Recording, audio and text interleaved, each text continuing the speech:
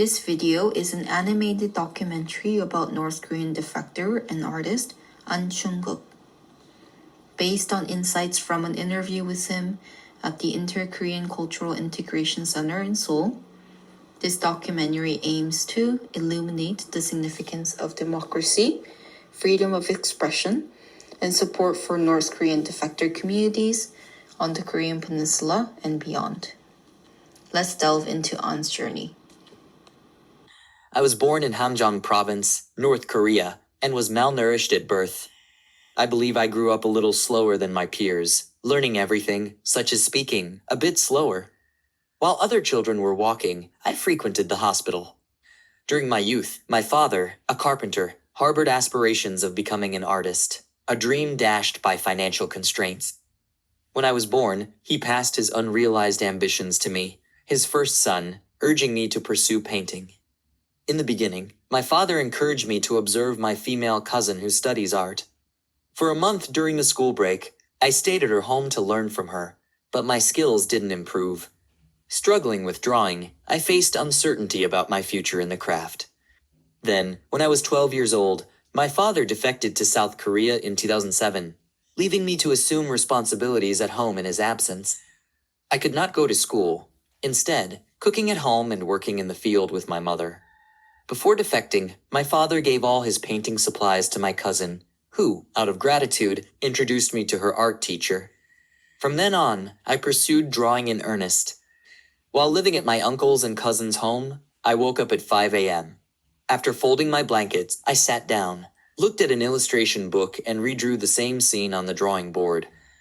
After breakfast, I went to the art teacher's house and continued drawing until 11:20 p.m., taking only short breaks for meals.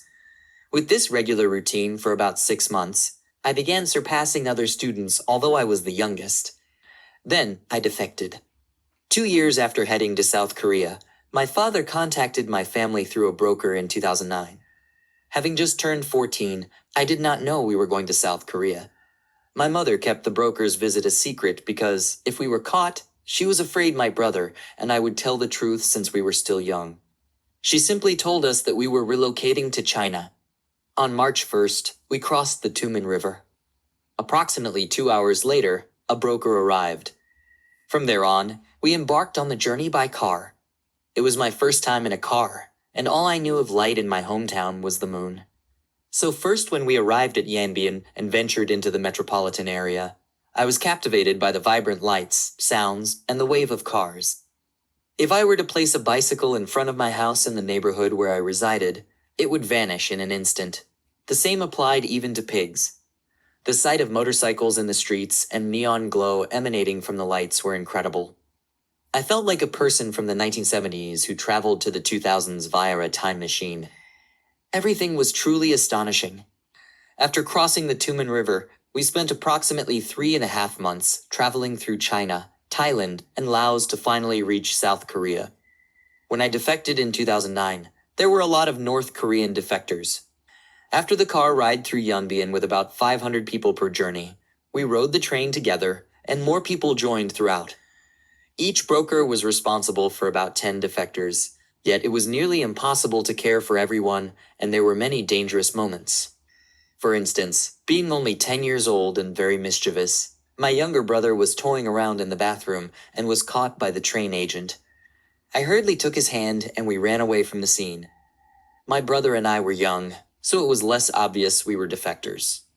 However, the train agent must have found my mother, dressed in very tacky clothes that the broker gave, suspicious. When getting off the train, an agent grabbed my mother's wrist. However, she broke free from the grip, and we immediately ran away.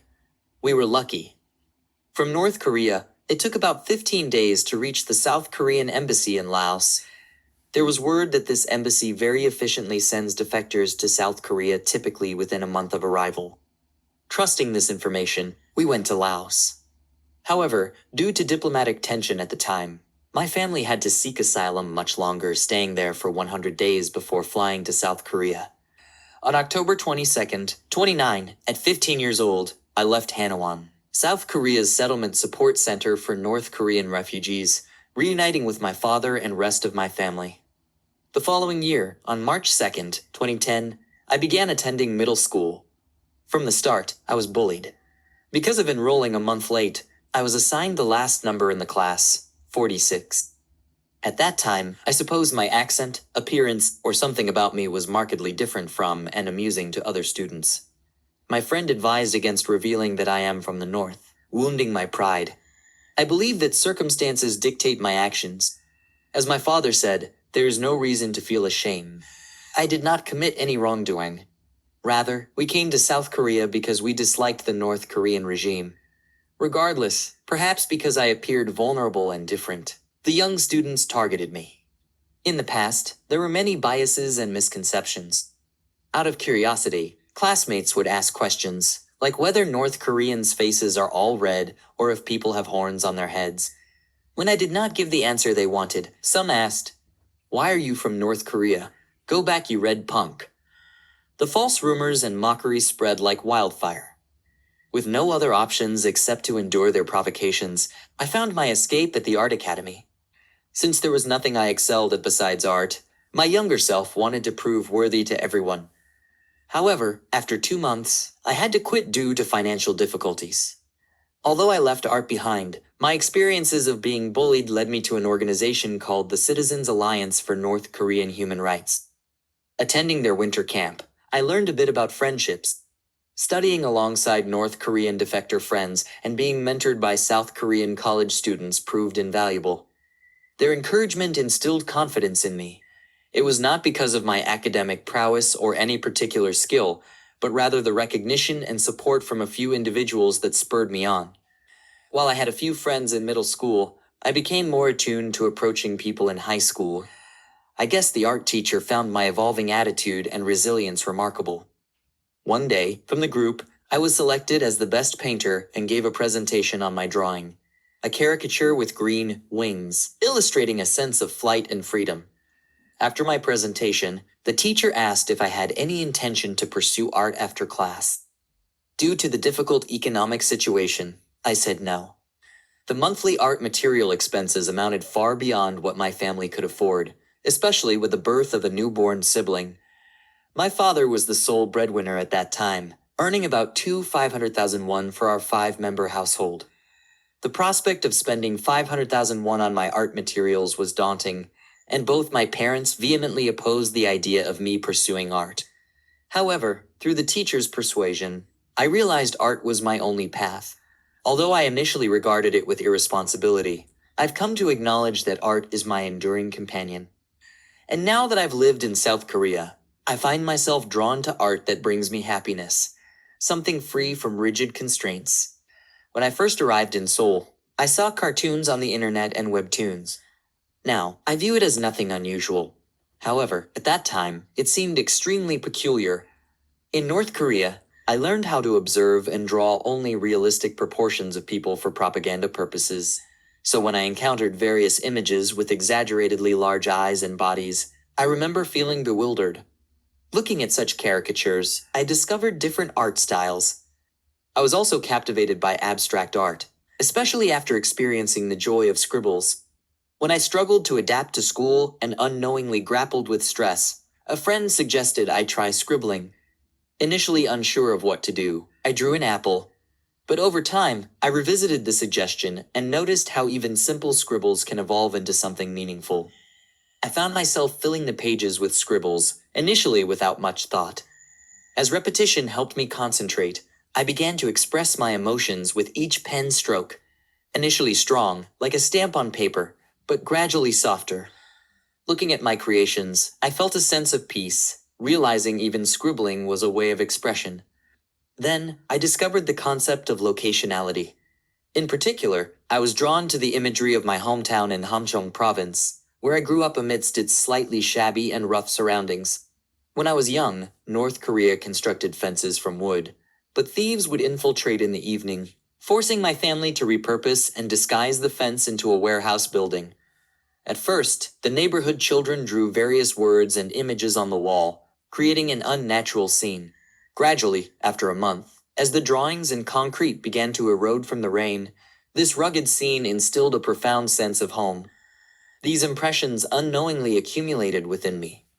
Exploring the locationality idea, I had the opportunity to do plaster work again when I was in college. While engaged in this task, I discovered that the texture of my hands and the inscriptions on them served as excellent materials for art. Since then, I began expressing my father's childhood memories, my identity, and the transformation since my arrival in South Korea through what is now recognized as contemporary art. Another key element in my expression are circles. There was no artificial light during my youth in North Korea. Every night, I had to do household chores and paint with the circular moon always illuminating my path. Distinct from most people's desire to see the moon as a beautiful sight, my younger self yearned to see the moon since it guided my gaze downward. What I intended to convey with the circles in my artwork is something integral to my childhood, the light to see. So working on the paintings feels like living this experience once more.